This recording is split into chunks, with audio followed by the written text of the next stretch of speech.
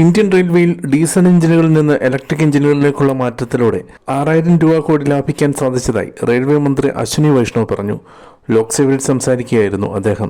NDA ഭരണകാലത്ത് 35,000 kilometre railway ട്രാക്കുകൾ പുതുതായി നിർമ്മിച്ചതായും 27,000 കിലോമീറ്റർ വൈദ്യുതീകരിച്ചതായും റെയിൽവേ മന്ത്രാലയത്തിന്റെ ഗ്രാന്റ് ആവശ്യങ്ങൾക്കായുള്ള ചർച്ചയ്ക്ക് മറുപടിയായി അദ്ദേഹം വ്യക്തമാക്കി. ഇപ്പോൾ ഡീസൽ ലോക്കോമോട്ടീവുകളുടെ ഉപയോഗം ഗണ്യമായി കുറഞ്ഞു.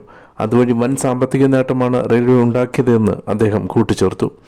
വരും കാലങ്ങളിൽ ഡീസൽ ലോക്കോമോട്ടീവുകൾ പൂർണ്ണമായി അപ്രത്യക്ഷമാകുമെന്നും ഇലക്ട്രിക് ലോക്കോമോട്ടീവുകൾ ആ സ്ഥാനം ഏറ്റെടുക്കുമെന്നും അശ്വിനി വൈഷ്ണവ് പറഞ്ഞു. ജീവനക്കാരുടെ ശമ്പളം കഴിഞ്ഞാൽ ഊർജ്ജത്തിനായാണ് റെയിൽവേ ഏറ്റവും കൂടുതൽ പണം ചിലവഴിക്കുന്നത്. അതിനാൽ ഈ മാറ്റം വലിയ സാമ്പത്തിക നേട്ടമാണ് നൽകുന്നത്. ഇന്ത്യൻ റെയിൽവേ നിലവിൽ ലോകത്തിലെ ഏറ്റവും വലിയ രണ്ടാമത്തെ കാർഗോ കാരിയറായി മാറിയെന്നും മന്ത്രി വ്യക്തമാക്കി.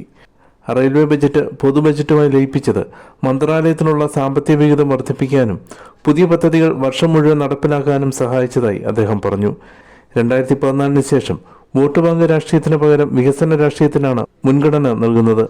റെയിൽവേയുടെ സാമ്പത്തിക സ്ഥിതി മെച്ചപ്പെട്ടതായും IT സംവിധാനങ്ങൾ വഴി സുതാര്യത ഉറപ്പാക്കുന്നുണ്ടെന്നും അദ്ദേഹം വ്യക്തമാക്കി.